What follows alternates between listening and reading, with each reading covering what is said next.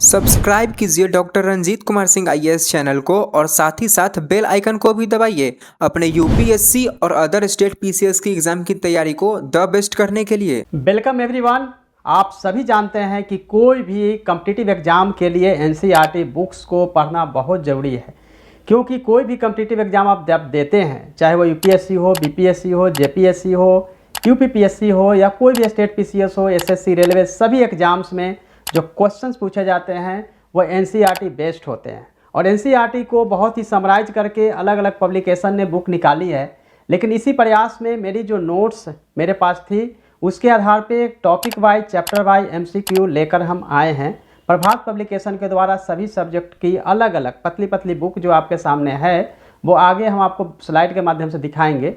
लेकिन NCERT books की महत्व इसी बात से समझी जा सकती है कि हाल में जो बीपीएससी एग्जाम हुए हैं उसमें ज्योग्राफी के क्वेश्चंस, पॉलिटी के क्वेश्चंस, साइंस के क्वेश्चन जो है वो हूबहू एनसीईआरटी बुक्स में थे। 6 से लेकर 12th क्लास तक की एनसीईआरटी बुक्स को देखना होता है। अगर कहीं हम एनसीईआरटी की बात करते हैं तो हमेशा जो है एनसीईआरटी की बुक्स जो होती है वो 6 से 12 क्लास की बुक जो है हमें लेनी होती है। अब इसमें है कि कौन कौन से सब्जेक्ट, तो सब्जेक्ट जो है वो हमेशा देखते हैं कि सबसे अधिक जो क्वेश्चंस आते हैं history, geography, polity, economy, science tech. तो ये 5 जो सेक्शन है जहाँ से सबसे अधिक प्रश्न पूछे जाते हैं, और इसी 5 सेक्शन को ध्यान में रख के अगर देखेंगे टोटल 6 से 12 क्लास तक की जो बुक है वो नंबर ऑफ बुक्स जो है काफ़ी अधिक हो जाती है। एटलीस्ट अगर देखेंगे तो 60 से 65 बुक्स जो है आपको पढ़नी होती है, और पेज के हिसाब से देखेंगे तो पेज भी जो है काफ़ी अधिक होती है। लगभग जो है अगर देखेंगे तो 20 के 20,000 लगभग पेज आपको, सभी को देखेंगे तो 20,000 पेज आपको पढ़ना पड़ता है।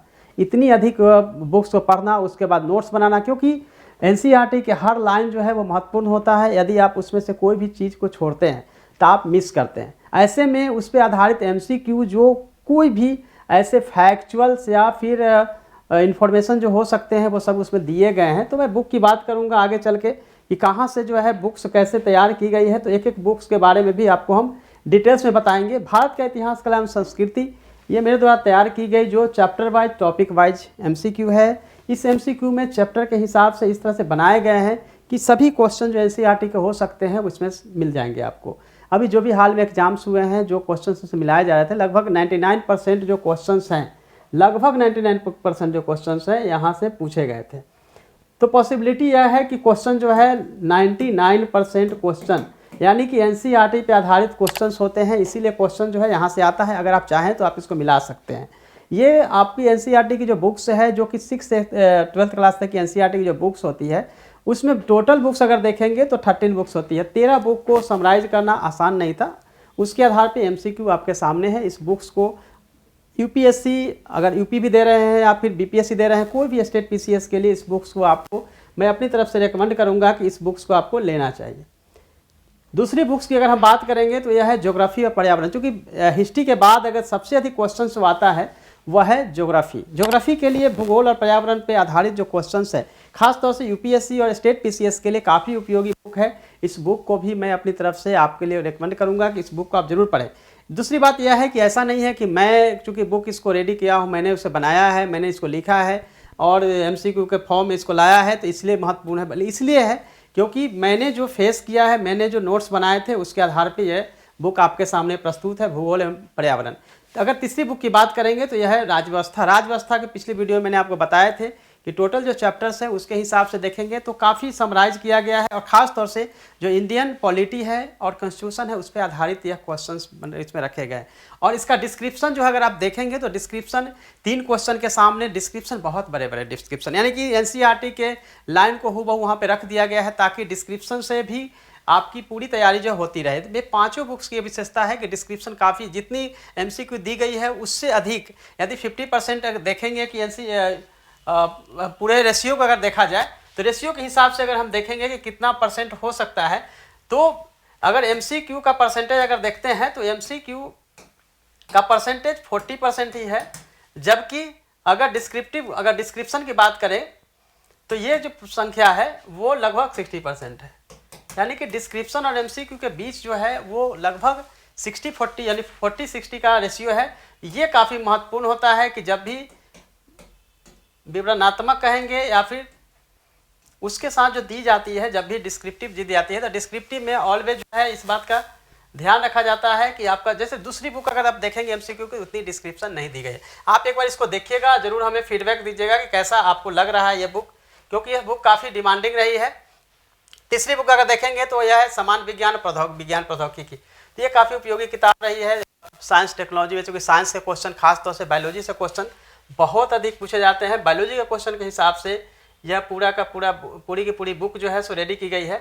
बायोलॉजी में क्या होता है कि अगर बायोलॉजी की बात करें तो बायोलॉजी में ह्यूमन बॉडी से सबसे अधिक क्वेश्चंस पूछे जाते हैं और इसमें इस बात का ध्यान रखा गया है। उसके बाद देखेंगे फिजिक्स में जो अप्लाइड क्वेश्चन है वहीं से क्वेश्चन जो है उस तरह के एमसीक्यू बनाए गए हैं। केमिस्ट्री में भी ऑर्गेनिक इनऑर्गेनिक दोनों ही पोर्शन को इसमें समाहित किया गया है और ख़ास तौर से जो अप्लाइड हो सकता है साइंस एंड टेक्नोलॉजी के पोर्शंस को भी इसमें रखा गया है। तो साइंस और टेक्नोलॉजी में भी खास तौर से बायोटेक्नोलॉजी से क्वेश्चन ज़्यादा होता है, आईटी से ज़्यादा क्वेश्चन होते हैं और इन्वायरमेंट इकोलॉजी अगर देखेंगे तो उसके हिसाब से पॉल्यूशन वगैरह का भी पोर्शंस को इसमें रखे गए हैं, क्योंकि ये यूपीएससी पीसीएस में सभी जगह से क्वेश्चन पूछे जाते हैं। इसके हिसाब से साइंस की बुक जो है आपके सामने रखी गई है और ये 6 से 12th क्लास तक की एनसीईआरटी की जितनी बुक हो सकती है उसको इसके हिसाब से रखा गया है। अब हम बात करेंगे भारतीय अर्थव्यवस्था इकोनॉमी, चूँकि इकोनॉमी में यह बुक जो है काफ़ी पतली रखी गई है, खासतौर से उस तरह से बनाए गए हैं ये बुक्स कि आपके लिए काफ़ी उपयोगी हो सके। कारण कि अगर आप इसको देखेंगे तो इसमें बहुत सारे ऐसे वर्ड को डिफाइन किया गया है और अगर माइक्रो और मैक्रो इकोनॉमिक्स में अगर इसको डिवाइड करेंगे तो काफ़ी जो है वो बड़ी हो जाती है। 2 पोर्शन में इसको डिवाइड किया जाएगा। बुक्स जो है काफ़ी अधिक हो जाती है, लेकिन जो क्वेश्चन पूछने का ट्रेंड है खास तौर से आप देखेंगे कि आरबीआई से क्वेश्चन ऑलवेज आता है और एक दूसरा है वो है मॉनेटरी पॉलिसी। मॉनेटरी पॉलिसी में भी खास आप देखते होंगे कि bank rate, repo, reverse repo, इससे क्वेश्चन, ये 2 ऐसा पोर्शन है जहाँ से क्वेश्चन आता है।